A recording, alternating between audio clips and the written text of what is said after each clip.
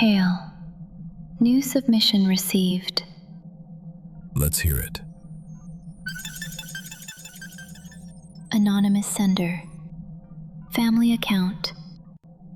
Event date: August 14th, 1998. Location: County Road 8, Briar's Crossing. Primary anomaly: missing time. Secondary anomalies: vehicle residue, route inconsistency. Read me the part that mattered. Quoted from the sender. My uncle lost 47 minutes on County Road 8. When he came back, the truck carried dirt from somewhere that road does not go. Open the file.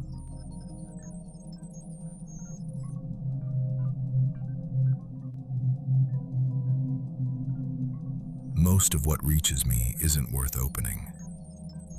A light over a field. A sound in the walls. A story somebody's grandfather told once. Badly. After too much whiskey and not enough sleep. Usually the story bends the second you touch it. This one didn't. It arrived 3 nights ago. No name.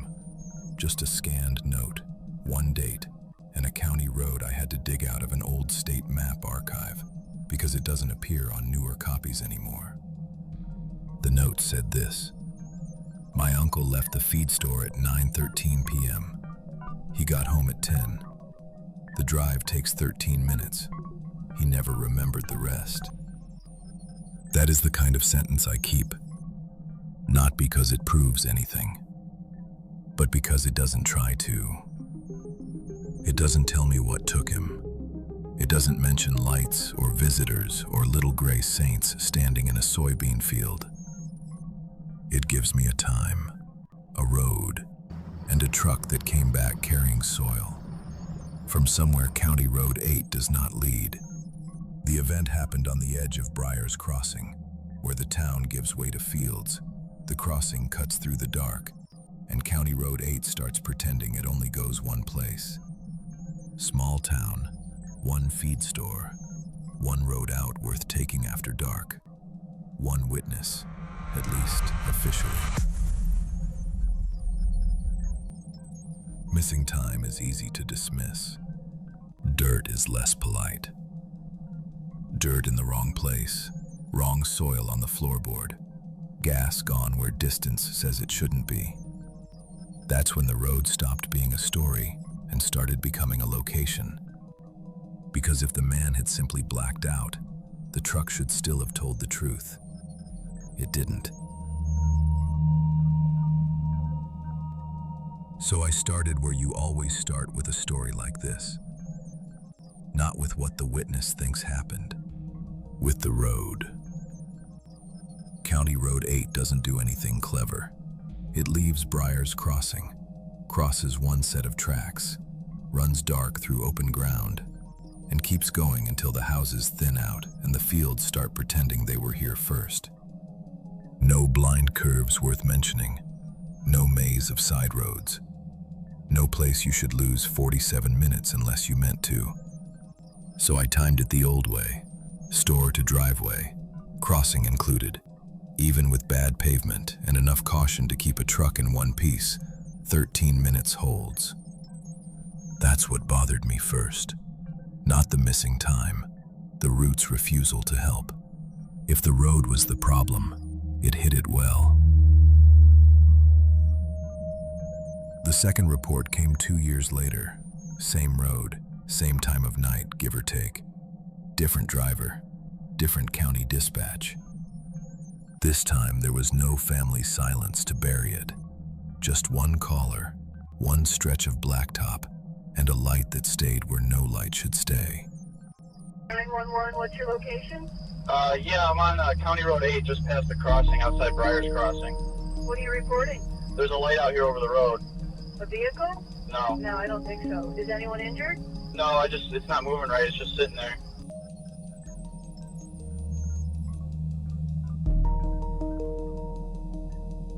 first, I treated the second report as corroboration. Later, I began to suspect it was another crossing. The caller described the light as if it were still ahead of them.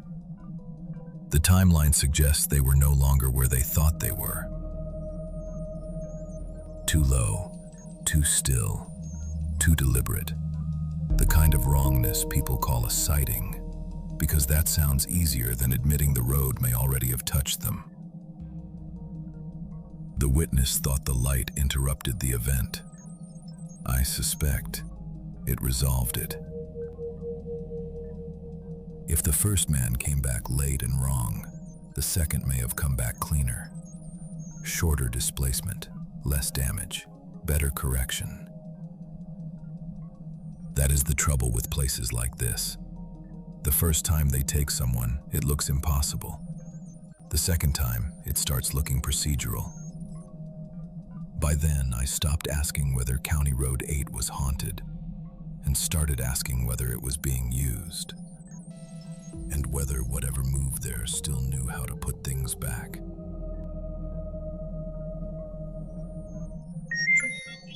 Kael, we have been noticed.